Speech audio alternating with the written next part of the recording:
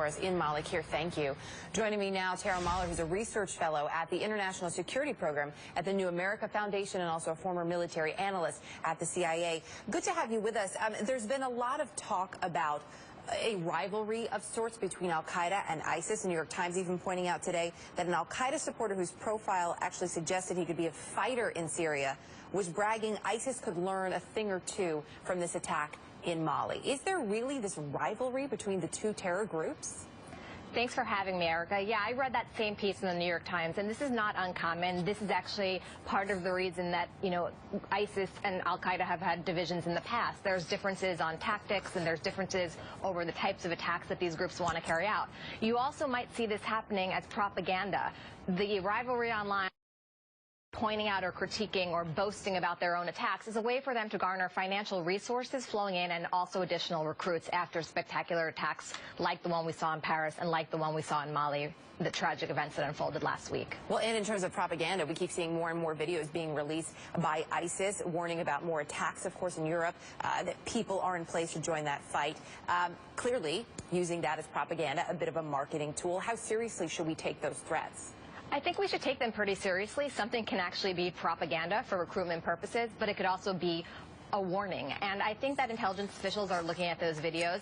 These groups are known to forecast what they want to do next. Are there actionable pieces of intelligence that tell you a time, a location, a particular target? No, but it shows you what is of interest and what they're trying to do, what their overarching strategy is for where they are looking to attack. So I think we should be taking these seriously, but that doesn't mean that law enforcement has direct and imminent specific pieces of intelligence to act upon to prevent, a specific attack on a specific location. There has been so much activity across Europe, and we're now learning in Turkey. In France alone, hundreds of raids. There have been arrests across the board, and then these 3 arrests that we're learning about in Turkey.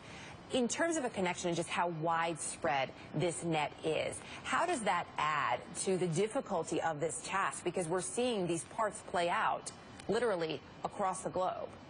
I think you're right. I think the fact that we are seeing this investigation unfold not just in France where the attacks happened, but in Brussels, in lockdown right now. Over in Turkey, we have U.S. law enforcement on alert, in cities like New York and D.C., and probably sharing intelligence. This does make it more difficult because no matter how good your intelligence is domestically, it requires a level of coordination and intelligence sharing amongst these countries, both within Europe and between the United States and our allies overseas, in order to make sure we can connect the dots, because just because the intelligence may be there particular attack, it doesn't mean that all the steps are going to happen to coordinate and put the pieces together in time. So this is what intelligence officials have to be focused on and make sure that the right people have the right information to prevent something like Paris from happening in another city at any time in the upcoming months. Understandably, for many Americans, the concern is also how safe are we here at home when it comes to security in the United States. There's often talk of this geographic isolation that works in our favor, but as you just pointed out, a lot of these propaganda videos have talked about potential attacks in places where there have been attacks. We've seen mention of both Washington, D.C. and New York in the past week. How concerned do we need to be here in the United States? I think there does need to be a healthy level of concern, but you're right. We have 2 factors that actually work in our favor. Geographically, we're not physically in as close a proximity as Europe is to where some of these fighters are traveling to Syria and to the conflict and returning. We also have a lower number of fighters leaving the United States to engage in these sorts of conflicts, get the training. So Europe has a much higher level of fighters doing this, both out of France and out of Belgium. So we have 2 factors working in our favor, but it only takes a few individuals. It only takes a lone wolf or a small cell to do something like this, particularly if you're just talking about using firearms and not a highly sophisticated or coordinated, multi-location attack. So I think over the holiday season, you'll see law enforcement in cities like New York and Washington ramping up security and telling people to remain vigilant, because it is a concern, but not to panic. We're not in a state of lockdown. There's no direct, specific, imminent threat. Just a general warning, which law enforcement's been worried about, to be quite frank, for a while. One thing that really surprised a lot of people, I know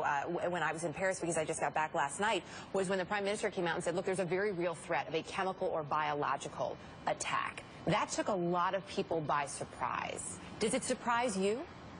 Well, I'm not sure what intelligence that is based on. It's something that for years intelligence officials are worried about.